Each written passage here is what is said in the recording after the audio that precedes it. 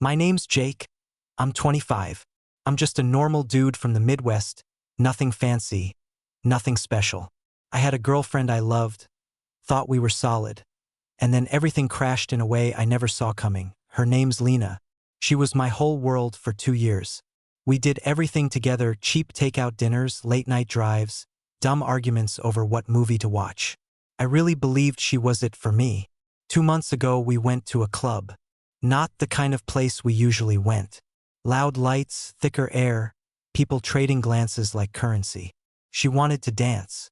I wanted to drink and feel like an adult who could survive noise. We were having a good night until a man found his way to her like he'd been sent by weather. He looked older than anyone she'd dated. Decades older. He smelled like cologne and money.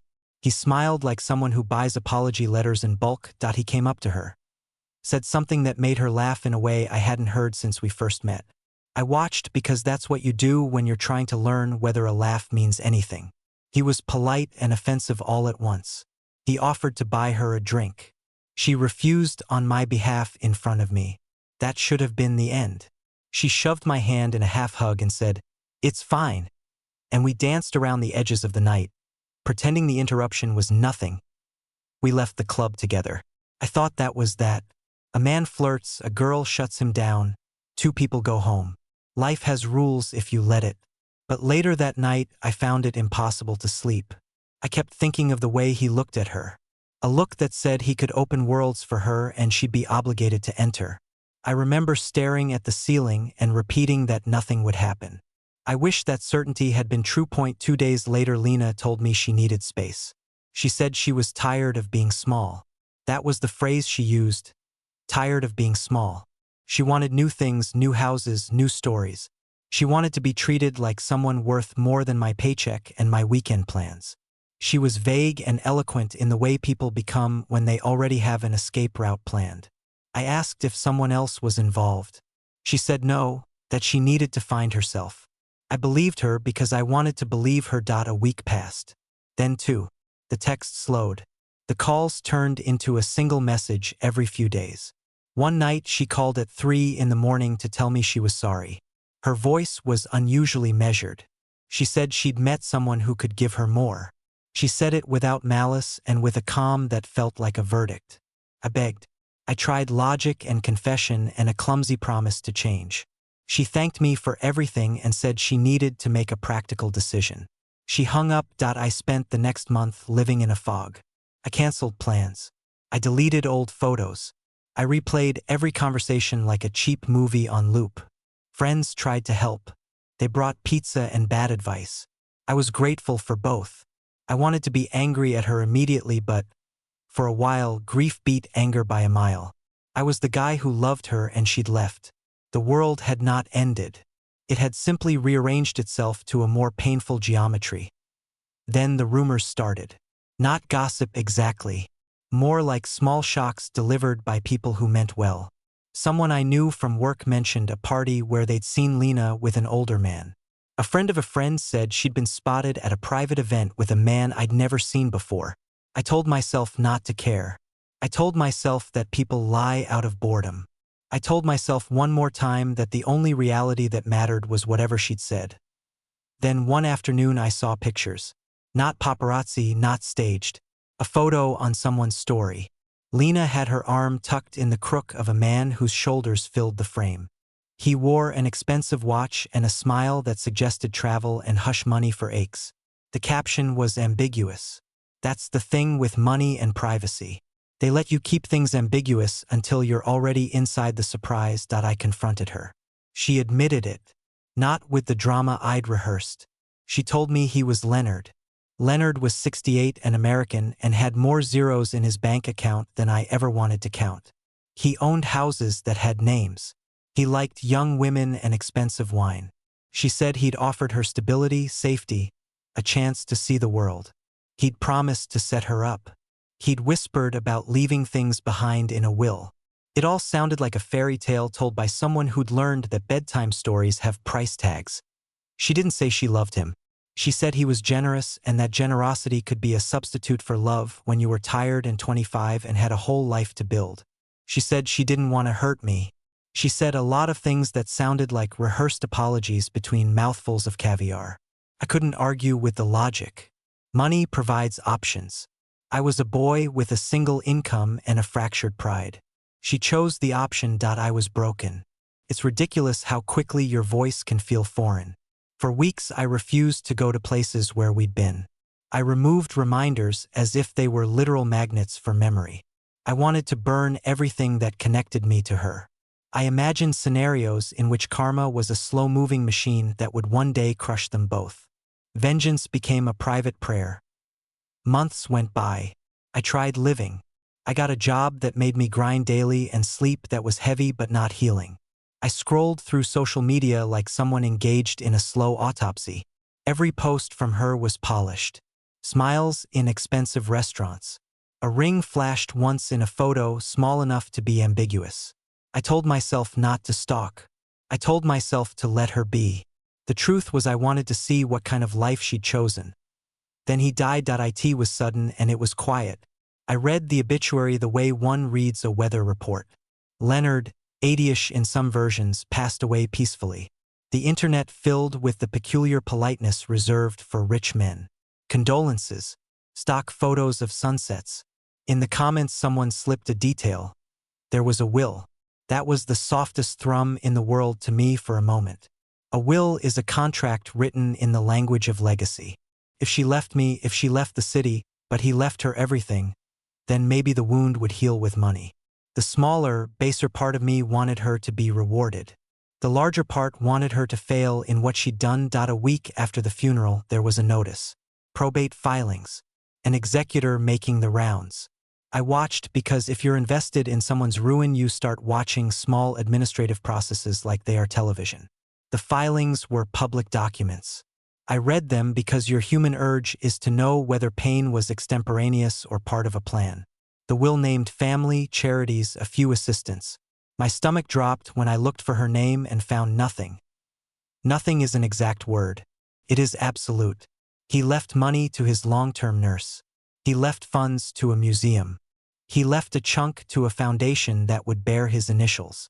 He left property to a nephew. He left instructions about art. He left a small note about his favorite dog. He left a list of hotels. He left his whiskey collection to a cousin. He did not leave Lena a cent. I will not say I felt joy. That would make me petty and small in the worst way. But I will say the sensation that followed was not pure triumph.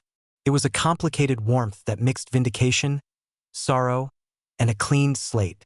The friends who had suspected her smiled in private messages. She vanished from my feed for a while. I expected outrage, lawsuits, drama. None came. I tried to imagine what she felt when she learned the truth. Did she read the filing and choke on dinner? Did she have a conversation with the lawyer and realize that the promises had been illusions? Maybe she already knew and had spent the last months bracing for this. Maybe she had believed because belief makes decisions easier. Maybe she regretted. Maybe she didn't. I wanted to confront her, not to gloat, but to see the color drain from her face. I wanted to watch responsibility arrive. But the person I wanted to confront had already left me. Instead, I got secondhand reports. Someone said she'd moved to another country.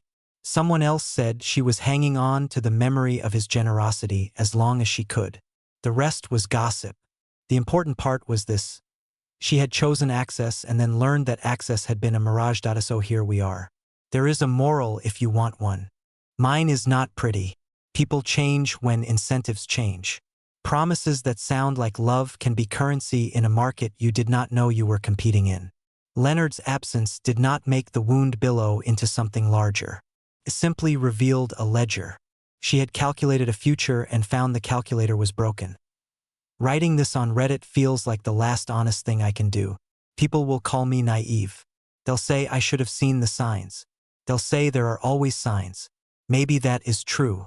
I do not know whether I failed by not seeing what was coming or whether I succeeded by loving someone who later made a different choice. Both things can be true. I moved on slowly. Not out of strength, but out of necessity. I stopped looking at the city the way we used to. My friends suggested dating. I went on one bad date that felt like ordering something online and receiving a mismatched product. I tried therapy. The therapist gave me good homework and bad jokes. Time did what time does. I did something that surprised me. I started learning to like lunches alone again. I walked new streets and found small cafes that reminded me that the world had repeats worth exploring. Joy was not instantaneous. It was incremental. I found a bar that served terrible cocktails and great conversation. I found a playlist that made me less nostalgic and more present.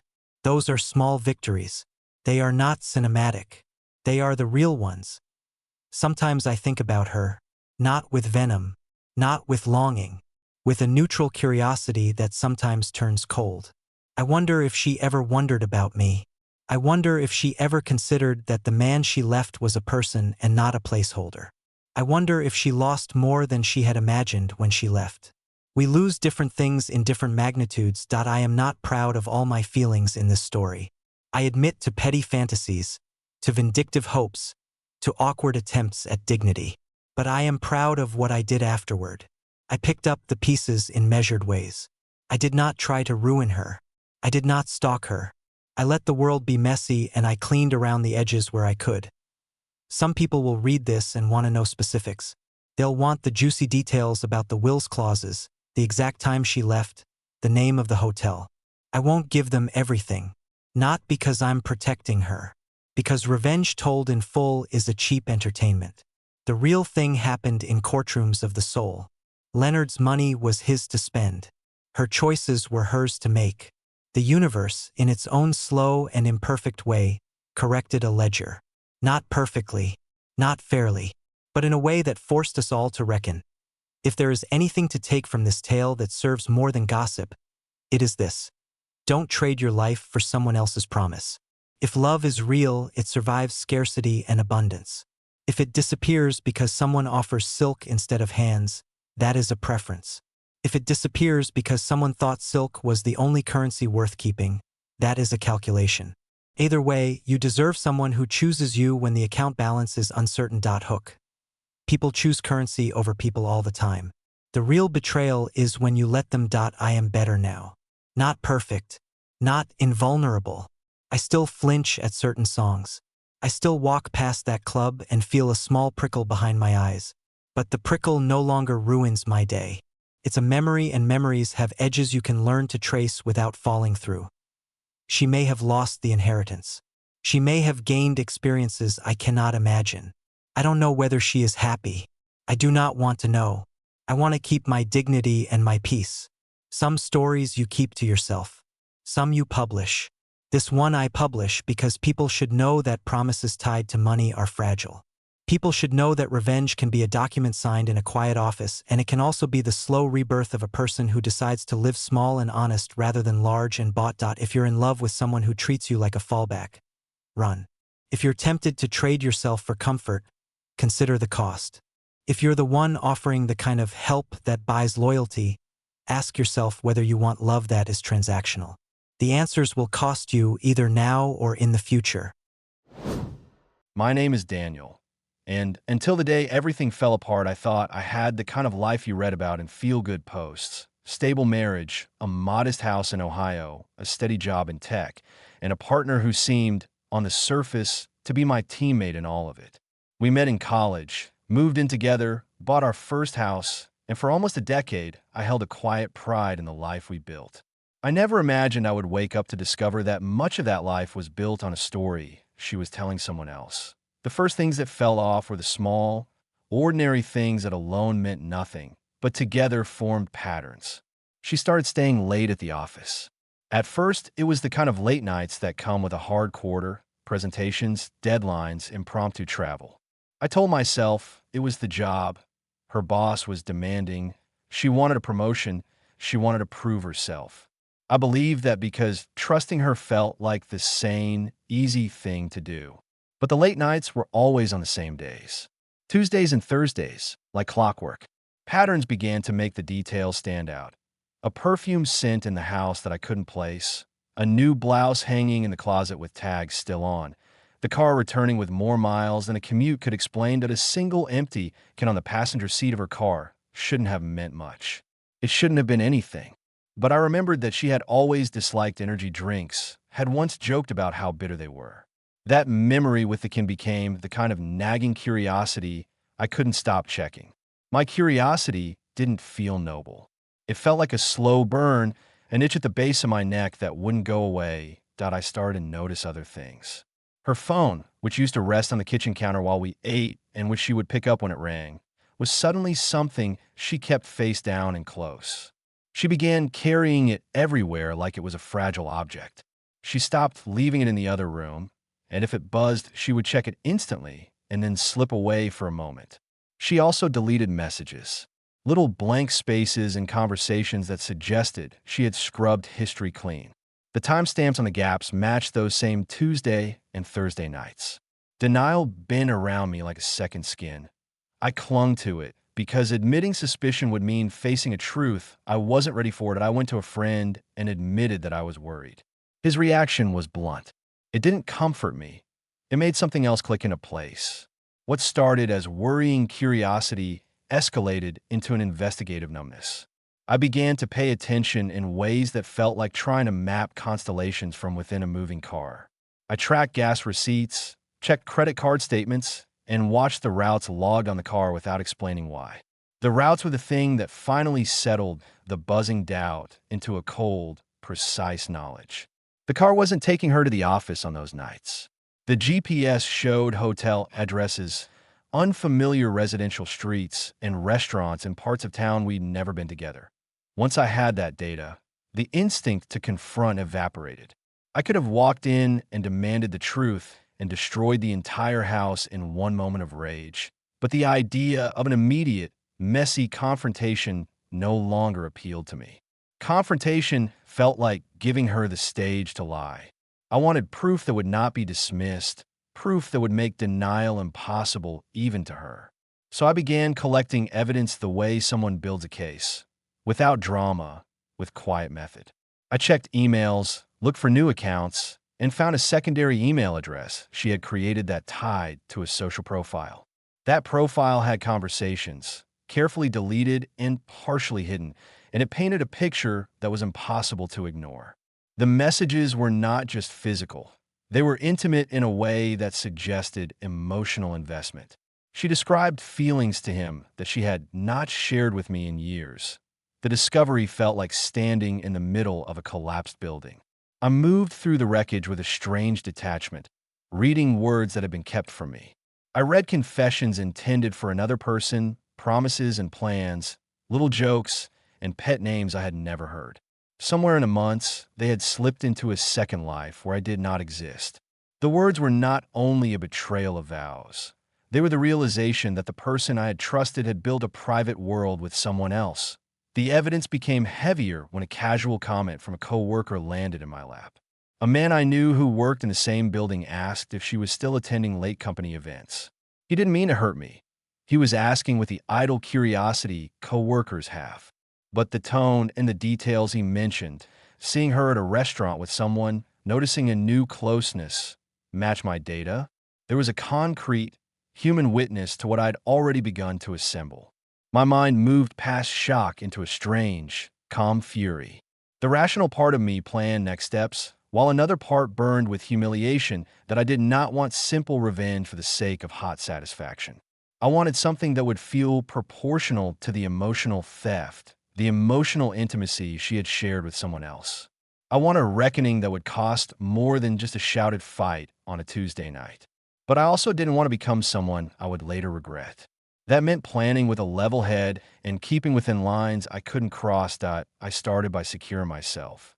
Financially, I cataloged accounts, found out about the mortgage details, the joint investments, and the insurance policies. I downloaded copies of statements and sorted them. Emotionally, I doubled down on what mattered: job performance, appearance, and the life outside of the house. While she continued her pattern, I created a parallel track of control over the things I could influence. I went to work with an intensity that left me exhausted at the end of the day. I took better care of my appearance, ate cleaner, ran at dawn. It was not purely for her eyes. It was to remind myself that I was not broken beyond repair. Then I set the trap that was not a trap in the way a movie might show. I did not hack accounts or plant devices. I did not break the law. I used what I had learned to construct situations where the truth would be undeniable and visible to others she would care about. I arranged for neutral witnesses without drama. I let the pieces speak for themselves. One of the things that cut deepest was the emotional intimacy, the small confessions, the private promises. To respond, I decided that the story she had written for someone else should be returned to her in a way that couldn't be erased. I printed the messages that were on our shared hard drive and the screenshots that had been saved in her hidden folder. I compiled them into a physical binder and labeled it simply with dates. I didn't distribute the binder like an accusation. I used it as a foundation for controlled exposure that I sent messages to people who were entangled in our lives in ways she valued. Were contacts she would not want to see compromised, mutual friends who had watched us as a couple, and the circle of family who had supported us. The message was concise and factual. I had information about an ongoing affair, and I would disclose it to relevant parties if necessary, but I wanted to discuss it privately first. I offer an opportunity for explanation, not for theatrics. I did this because I wanted the consequences to arise naturally from the truth rather than from a spectacle I staged. When I finally confronted the reality publicly, the moment when the private evidence moved into the daylight, I did so with procedures in place.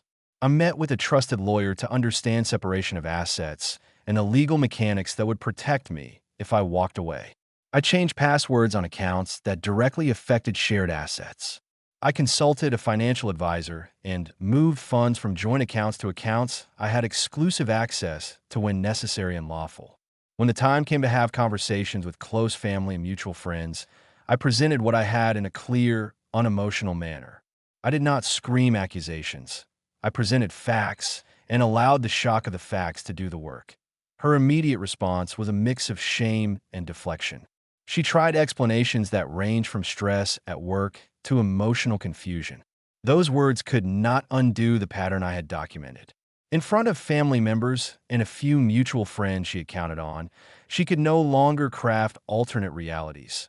The litany of dates, the printed conversations, the hotel receipts, and the GPS logs assembled into a narrative that didn't leave room for simple excuses. Watching her try to reconcile those pieces publicly was not satisfying, because satisfaction seemed too small a word.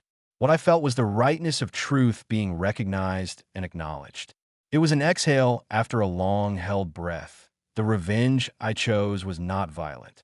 It wasn't a cinematic spectacle. It was surgical.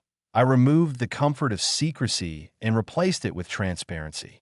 I communicated with her employer with care and only when necessary, focusing on conflicts of interest and inappropriate use of company time. Not to get her fired, but to make sure the professional consequences of personal choices were clear. I made sure that the people who had been lied to, our families, mutual friends, were told in a way that allowed them to decide their response. I told our close circle not to gossip, but to see the truth and act with dignity. That approach hurt because truth tends to break the illusions that many people prefer to keep, but it had the benefit of being unavoidable. She reacted in ways I expected and ways I did not. There were denials, then apologies, then attempts to explain the affair as something she was going to end anyway. None of that changed the sequence of choices she had made. What surprised me most was how quickly others adjusted.